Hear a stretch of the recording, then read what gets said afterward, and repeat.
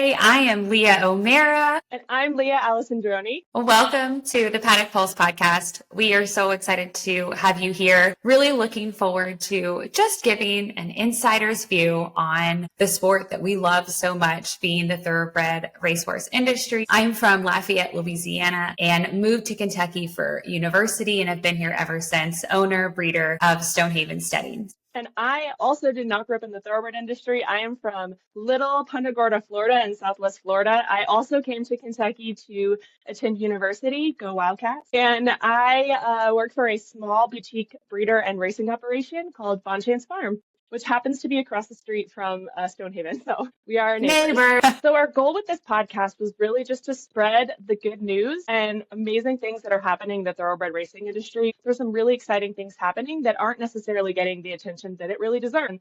We're both really passionate about thoroughbreds and thoroughbred racing and breeding, and we thought what better way than to kind of give you guys all an insider's insight into all things. So we'll have guests on, we'll have different topics covered, and kind of bring you into the paddock, so to say, of the racing industry, and hope to have some fun and educational insight. And you know what? There's a lot of misconceptions out there about our sport and an industry that we love so much. And we're going to debunk some of those myths a little bit along the way. Today, we are going to chat with a really cool guest. Vicky Leonard is the founder of Light Up Racing, which is doing some amazing things here in the U.S. and North America for horse racing in terms of just spreading the good news, dispelling misconceptions. But what I love about it is that they're also using facts and science and kind of letting the data speak for itself, which is so important. So let's get to it. Hey there. Welcome, Vicky. It is so good to have you here. Thank you so much for giving us your time. No problem. Welcome. I loving being here, loving the idea. And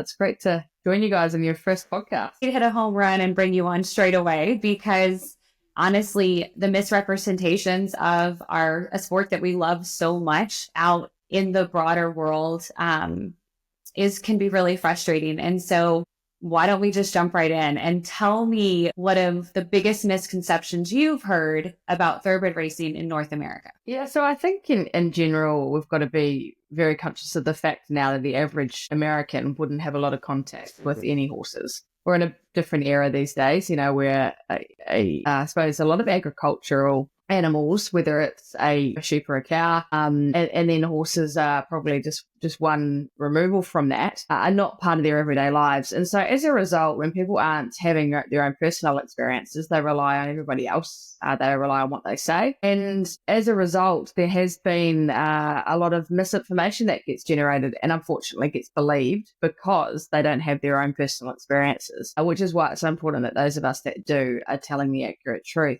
So things that tend to get blown out of proportion or taken out of context are things such as 2-year-old racing. It is a really frustrating one for me because the data is just so definitive that horses that race at 2 have longer and sounder careers. But it can range in a whole heap of different areas. You can talk about equine fatalities, the messaging that the HISA work is not cutting through is false. Ultimately, what they're doing is incredible. They've essentially managed to halve the fatality rate, in a very short period of time, which is just amazing. And it makes it a really cool, and an exciting future for us, right? To be able to work in an industry where we know that everything's just improving rapidly. I also think, though, whether it just comes down to general horse husbandry, that we as an industry see horses as a commodity and not as a horse, when that's just the most further from the truth. Everyone I know that works in horse racing because they absolutely adore horses and they will do anything to make sure their horses are happy and healthy and fit. So they're probably the main ones that pop up the most. But believe me, misconceptions are touching a lot of areas, whether it's in Australia last year, we actually had a massive negative fire to put out when Black Caviar died. She just had a foal and the narrative that started running rampage was that we breed our horses to death, which is just completely and utterly false. So when that happens, we've got to jump in with the truth, with the accuracy, with the facts, science, and tell the right stories. Yeah, absolutely. And we're going to touch on that here in a second, but I wanted to highlight, you mentioned we halved the fatality rate with the onset of HISA, and that's incredible. In what, the span of 1 year, we've made an intense amount of progress. Absolutely. And I think too, there's a few layers to it. One is, of course, that we're seeing this trajectory so quickly that it's very exciting where it could end up, right? And then at the same time, there's an incredible amount of research going in. The investment right now in equine safety and the huge number of different projects that are ongoing are incredible too. And then I suppose at another layer altogether, I mean, we do have tracks that aren't HISA, but the social pressure and the incentive for owners to only be supporting trainers and sending their horses to races that are HISA tracks will ensure that even those other tracks that aren't HISA tracks are going to have to lift their game. And that's really important as well. I love that you brought up the fatality rates. And obviously, I think that that's something that matters to everyone and it should matter. But the Equine Injury Database, which is EID, which is run by the Jockey Club, has been recording data for 16 years. And they announced just last week that this is the lowest fatal breakdown rate in 16 years since the onstart of the entire database. And that is almost the entire time that I've been in this industry. I moved to Kentucky in 2008. And I think that is an absolutely incredible thing that we should all be so excited about. Yeah, absolutely. And the concept of is so old school that, there's just going to be fatalities when there's horse racing. I finally see light. And I'm like, no, we can have a completely safe sport. And I'm super pumped about it. Leah, you wanted to chat a little more about a 2-year-old racing. Yeah. Is there anything else you wanted to bring up? I love that you right away brought up the 2-year-old misconceptions, Vicky, because I grew up in the sport horse world and I still have a lot of friends who are not necessarily involved in thoroughbreds, that they may have off the track thoroughbreds. And this misconception of training and racing 2-year-olds is the reason that we were having problems is so frustrating to me because, like you said, there is so much data at this point to disprove that. And it's really good data. There's one study that was done that looked at horses racing in North American tracks over a 25-year time period. So that's substantial numbers and data that when you're talking statistics is really relevant. And we're going to include some links to some of these studies and things so you guys can check that out for yourself. But it's just something that I think is we have so much data to back it up that I would really love if we could get that, especially through things like this, just kind of, put in the backseat, with that type of stuff. Yeah, one of the things too is as an industry, I mean, we have an incredible number of researchers. We've got obviously the Grace and Jockey Club Foundation put in millions every year. Even if you look at the Hong Kong Jockey Club, they spend hundreds of millions, in research projects. Australia, there's all these universities all around America. So there's a lot of research being done. But what we're not doing well as an industry, and I think I'm since learning that this is not just a racing thing. Scientists aren't great marketers, right? And a lot of their work, and they're very smart people, and a lot of their work's really hard to read because it's complex, right? And to do a proper research project, it's got to be really detailed. It's got to be very thorough. And what I guess, a main job of us within the industry, but also what Lineup Racing is going to be helped doing is making that data and that information easily understood, palatable, and then bringing it to the masses in a fun kind of way. So instead of just showing fatality data, show 10,000 dots and then show how, few that actually, the fatality rate actually is one of those dots now within that sort of spectrum. So the other things that we need to be showing is looking at, I suppose, taking a step back on the research and going, how do we show this in a way that's easily understood and will cut through? And as I'm since learning, this is not just a racing problem, like any area of research, and a lot of scientists, they say, we do the science, but somebody else has to take that science and make it so that the everyday person can understand it. And that's probably where there's been a large gap in that communication. But as you say, warm bloods, they're not mature until they're 4 or 5. They're a different horse, completely different breed. Totally different horse. To be precocious. So, we've got to talk about it. Yeah, absolutely. Great point. Do you have if some places where you can tell us now that you're gathering some of this data from, where are we getting some of the highlights of so on the the good data Lineup that's coming Racing out? Yeah, the Lineup Racing website has a lot of answers to these questions. So there's one specifically on 2-year-old racing, and then in the footnotes you'll see the links to the science. But the actual answer to the question is sort of simplifying it down into a way that it's not dumbing it down, but it's making it so I suppose combining a lot of that research and making it so it's easily understood. One of the things, though, as well with this 2-year-old racing specific challenge, the narrative we need to overcome, is that not only is there a lot of research in support of the compound effect of training and how it benefits 2-year-olds, but there's actually not a single valid scientific paper that has found any result against it. And that's quite important too, right? Because a lot of science, one of the issues is there's like one paper says one thing and one paper says another thing. This data is like absolutely unanimous. Like there is not a paper, like there's actually not one that refutes it. So it's, it really is completely definitive. Absolutely. And it's really fun to see horses coming through a 2-year-old program being solid and strong on the Derby trail. What's that one horse? Sandman. He was a really regally bred Tappet who came out of the Loathenbach dispersal. So we had to go through a 2-year-old tail, which wouldn't be a normal place for a horse of that caliber. And here he is, got the points to be on the Derby trail. And so it's actually really fun. We need to pull some more stories like that and highlight like, hey, this kid went through a 2-year-old sale and look at him. He's raced at 3, 4, 5, and 6.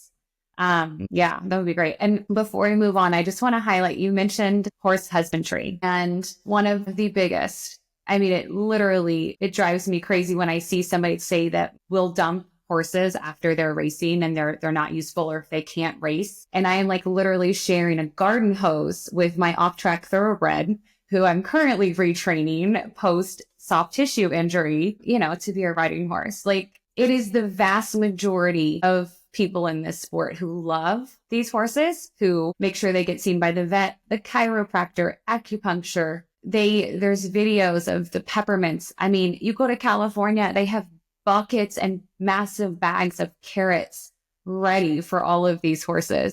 That's just something, as an industry, we probably just need be a little bit better about getting out there for sure. Yeah, I think there's that too. There's also the amazing work that you've got going on by people who are really proactively working to place these horses properly, whether, I've been out to new vocations on several times, and that's an amazing facility and incredible work that's being done. It's so thorough, it's very, very impressive stuff. But, we still, though, need to make sure that we have the safety nets in place for the horses that fall through the cracks. And it's always going to be the dramatic cases that unfortunately get the headlines, and whether that's humans or horses, we need to make sure that there is a care system in place to make sure that those that unfortunately do end up in the wrong hands, because there are bad eggs in our sport. There's bad eggs in every sport, unfortunately. Every industry, right?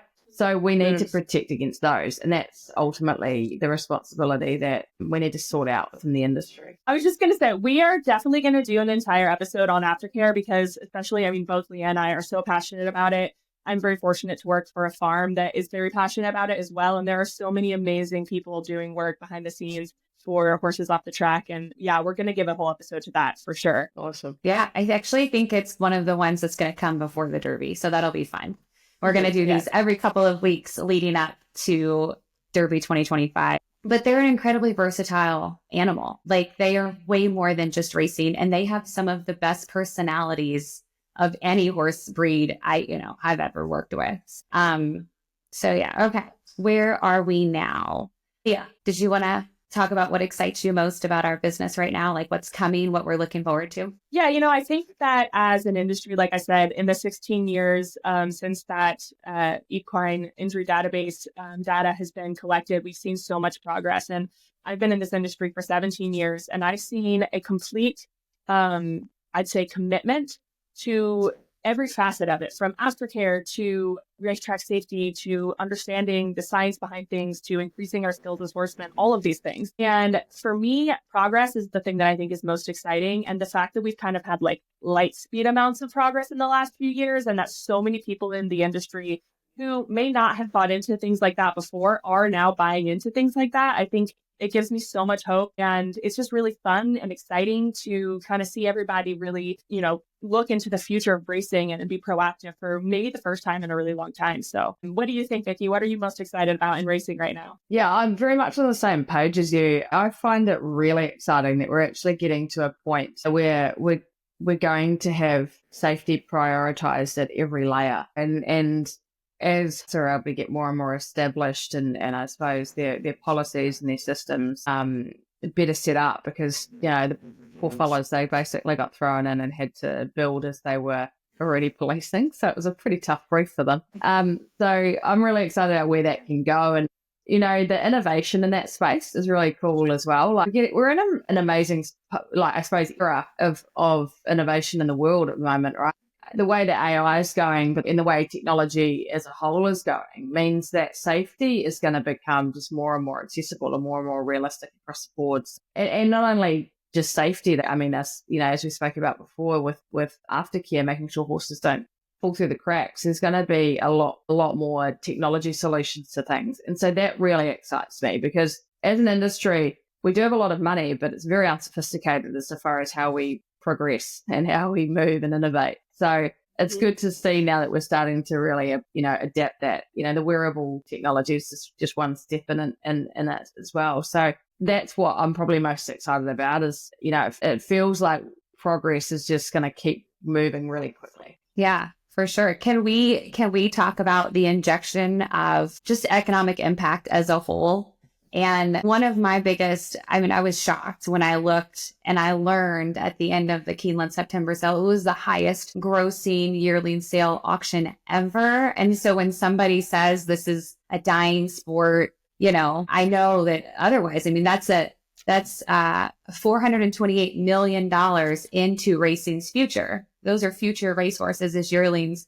$1.2 billion spent on horses of all ages, both breeding and racing last year. One of our biggest sales in Saratoga is up 10% on gross. Less horses, higher gross. How much was that one? $82 million into racing's future. And there's also some racetracks that have been, doing renovations and things. I don't know if you want to talk about that at all, Vicky, if you have that in front of you. If not, I have some of the notes here. But I don't have the specific data right in front of me, but it was certainly something that we jumped on as soon as that article came out recently in the New York Times that really threw completely false accusations that would lead people to believe that horse racing is purely funded by the taxpayer.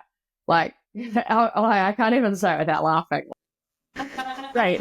It's ridiculous. It's honestly ridiculous. Yeah, there are some arrangements between wagering providers, casinos, and back into stake money, but it's a fraction of the total prize money. And it doesn't even touch the sides of, what the private investor is putting into horse racing every single day. So, yeah, that was what was most frustrating, I think, about that article, is that it led with the average person would read that and think that their tax, their hard-earned, sort of income tax that they're putting into the government was paying for horse racing, which is just going to be further from the truth. But so it's not just, the racetracks, it's the everyday person, investing in a broodmare. It's what these farms are spending on stallions, to make sure that the bloodlines are always improving. The economic impact of the industry touches a lot of people. Every horse, whether it's in Kentucky or if it's in California or if it's, in Arkansas,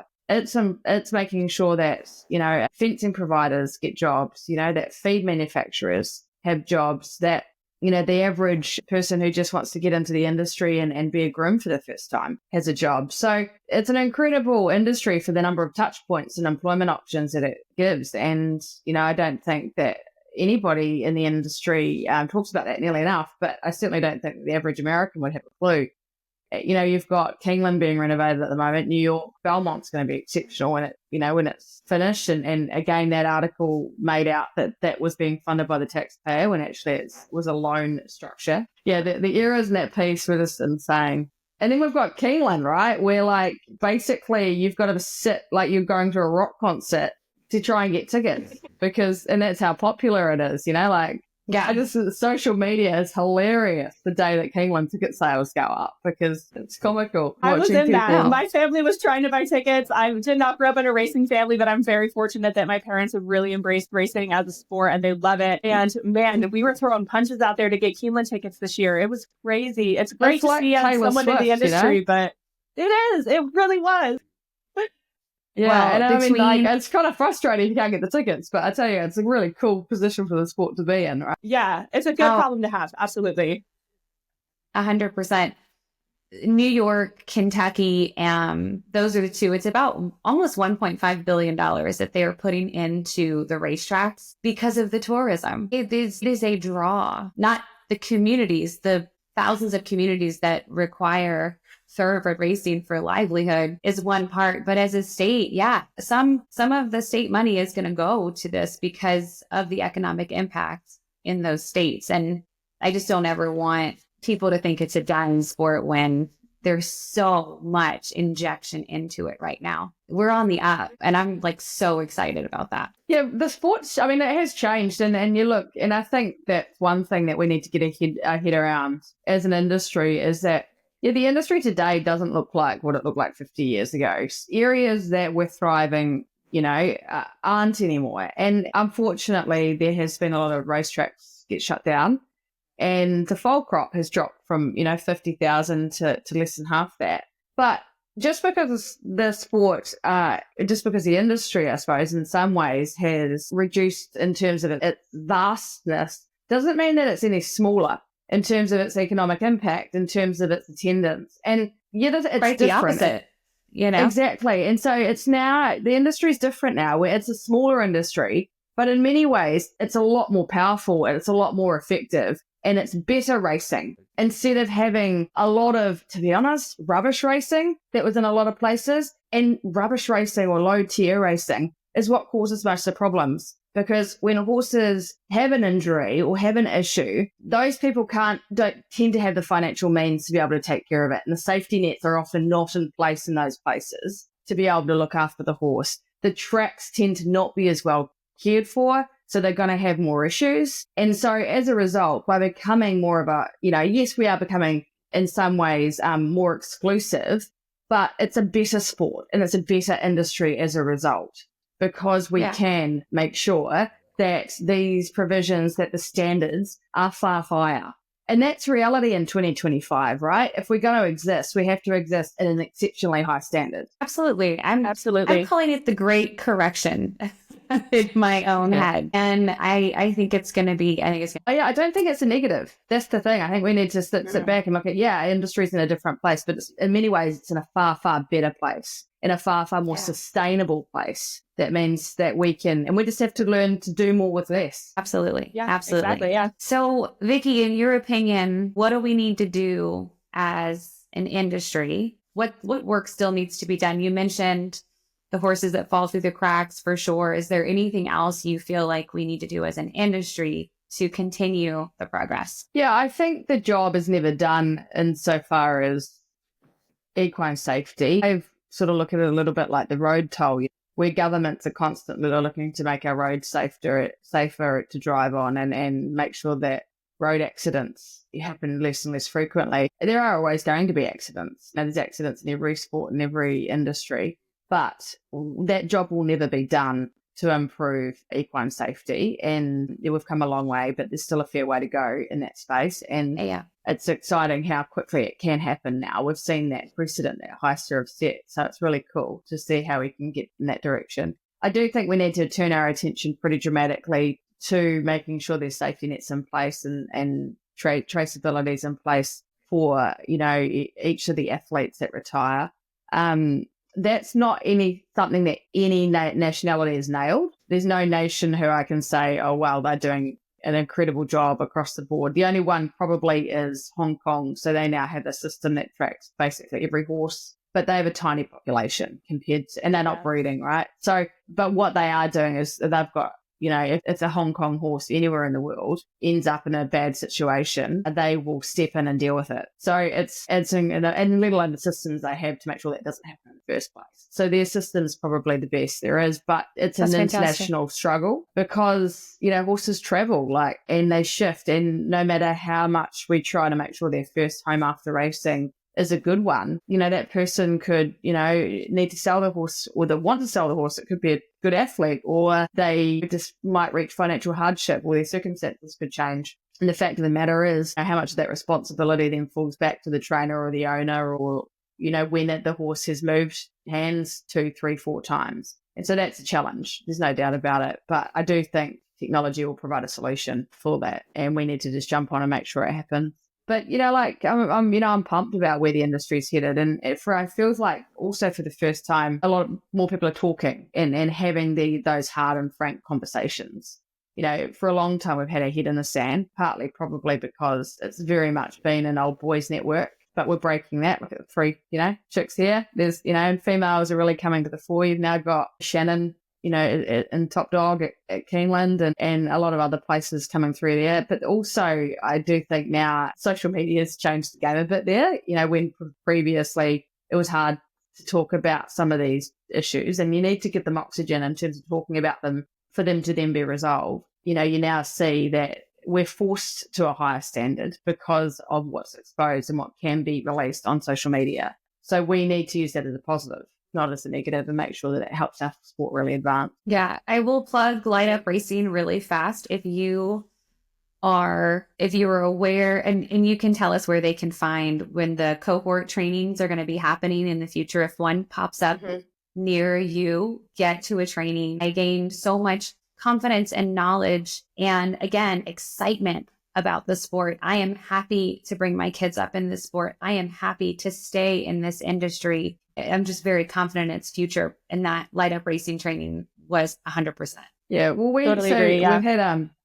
We've had 100 sort of trainees go through the program now, and what we're really focusing on this year is making sure that it gets to a sustainable point. So we are looking to do a lot more trainings on digitally as well, because we realise that a lot of people aren't located in Lexington or Louisville or Saratoga. So we are looking to do a lot of digital masterclasses that will be going out and being released. And the other thing is too, like a lot of messaging techniques, they're actually evolving quite quickly. So we need to really keep up with making sure that the trainings are, evolving those tools and making sure that it's keeping up with what the latest in research is, what the latest in communication technology is, and how to do that really effectively. Yeah, at the moment, so we got through last year was basically proof of concept for Light Up Racing. We just wanted to see what we could do if the concept was really resonating. And then this year's all about, ramping it up into phase 2. So,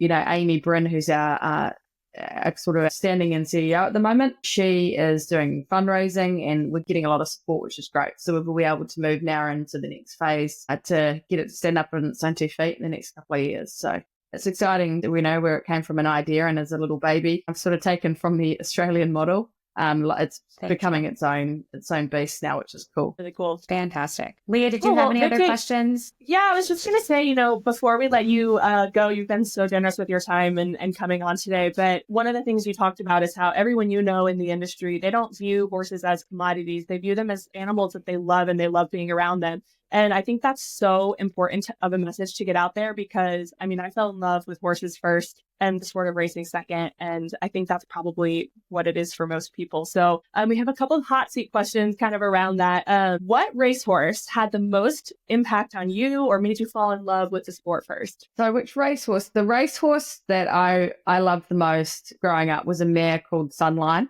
She won 3 Cox Plates in Australia and she was, why I loved her. She was a bit of a psycho. Like she broke her groom's arm once. She was just this fierce, strong. She's a big mare. And then she would go and take on the boys and just be like she was like a man eater. It was awesome. And she was very, very cool. And then in my first job actually at Arrowfield Stud, I got interviewed. I was on Godolphin Flying Star at the time actually, and I got interviewed for a job.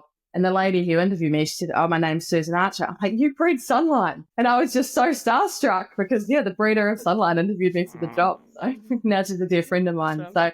So, Sunline was amazing. Whenever she raced, my family's not in racing at all, but, Dad loves to bet. And whenever whenever Sunline was racing, he'd like, "Vex, come and watch Sunline on TV." So, yeah, she was certainly the first mare, the first horse that made me fall in love with the sport. I love that. You've got to love those great tough race mares, man. There's nothing like them. Yeah, some of those really top mares are a bit scary. They are like wow, like so impressive. Yeah, for sure. So kind of transitioning from that then in recent days where we've had a lot of really cool horses in the past few years, I would say like, in the last few years, who is your favorite race? When I was finishing Get Off and Flying Start, this isn't the last few years because like I'm getting old now and I only just kind of remember this. It still feels like the last few years. But when I was on the course, I was lucky enough to be traveling around when, so we got to see the stars win the Arc. And then we come to America and Zenyatta was racing and so was Rachel Alexandra. And they were just unbelievable. Like Zenyatta and her before she went out, like there's just nothing cooler. And I love showing people who have never seen it before because a lot of Australians have never seen that before. And they're just like, what the heck? And I'm like, she never did it in training. Amazing. She only did it on race mornings. Like it's ridiculous. And then we came to Australia and Black Caviar was racing. And then went back, when by the time we got back to Europe, Frankel was in the Guineas. So it was like the most ridiculous little 2-year travel the world period where I got to see some of the best horses in the world, which was amazing. That's incredible. And I'm so jealous. But oh my gosh, it's such an international sport and we don't always talk about that. But I would wake up early and watch Waste Run. But I also love Black Caviar. And I just love that you mentioned those because, racing it's so international. And I love that, especially with all the technology we have now with, it's accessible all over the place. You can watch racing in any country if you want to get up early enough or stay up late enough. So I think that's great. I loved last year when I was there. I particularly just loved filming and seeing Sierra Leone. Like, he's like an Adonis, an absolute god on type. And I did like that when you see those, particularly the ones that obviously he was an expensive yearling, and you're like, my God, I can see why. Like, if he was a human, he would just be like the supermodel of all types.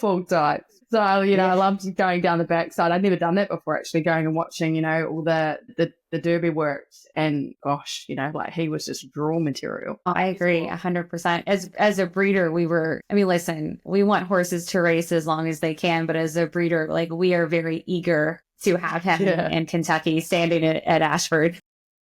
Gosh, I bet.